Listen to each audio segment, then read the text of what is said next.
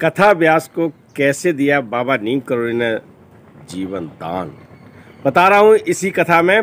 बने रहिए मेरे साथ। नमस्कार, मैं विनोद शुक्ल आपको सुना रहा हूँ बाबा नीम करोली की अद्भुत गाथाएं।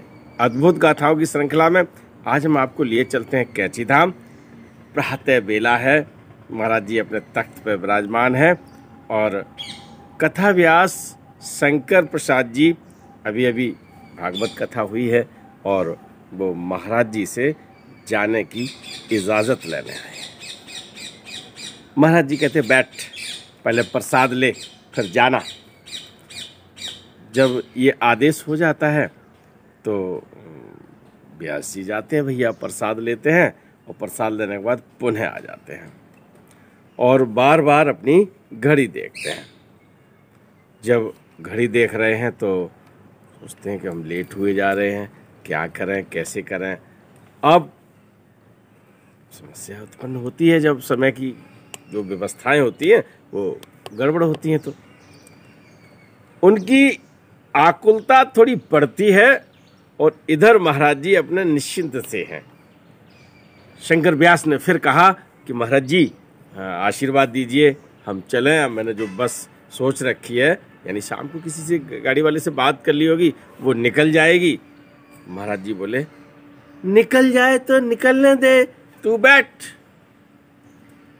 अब व्यास जी को जाने की जल्दी है, उधर काठगोदाम में ट्रेन है, उसका भी टाइम है, लेकिन महाराज जी ने जब आशीर्वाद नहीं दिया, व्यास जी बैठ गए। बनारस के रहने वाले थे, बनारस जाना है। आप बैठे रहते हैं, थोड़ा समय गुजरता है, फिर महाराज जी बोलते हैं जाना है क्या? अब व्यास जी कहते हैं अब जाना तो है ही, अब वो बस निकल गई होगी। तो महाराज जी कहते अगली बस से चला जा, क्या फर्क पड़ता है। महाराज जी को वो प्रणाम करते हैं। प्रणाम करके एक साधारण सी घटना मैं सुना रहा हूँ, आपको लग रहा होगा कि बहुत साधारण है और वास्तव में महाराज जी की साधारण बात भी असाधारण हुआ करती थी। शंकर व्यास प्रणाम करके कैंची धाम के बाहर आते हैं, बस पकड़ते हैं और काठगोदाम की यात्रा उनकी शुरू होती है। और काठगोदाम और कैंची धाम के बीच देखते क्या हैं कि एक बस जो है दुर्घटनाग्रस्त हो चुकी है।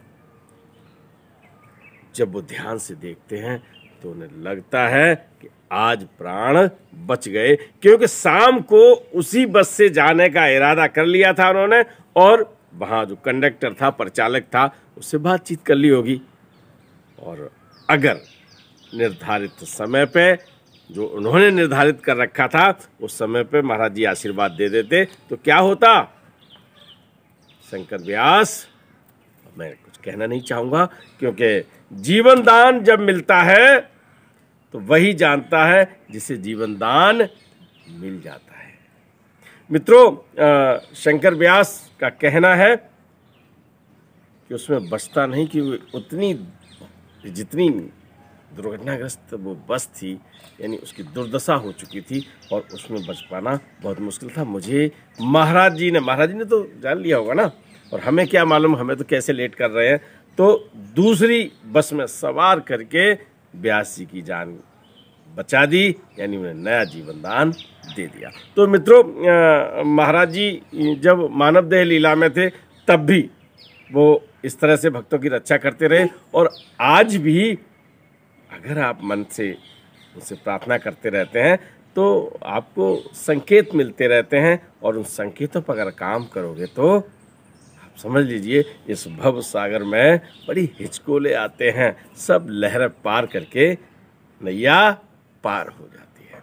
व्यास जी की जिस तरह से महाराज जी ने उनके जीवन की रक्षा की, हमारे सब श्रोताओं की, हमारे सब दर्शकों की, हमारे सब भक्त परिवारों की, सबकी महाराज जी रक्षा करें। इन्हीं शुभकामनाओं के साथ आज लेता हूँ विदा।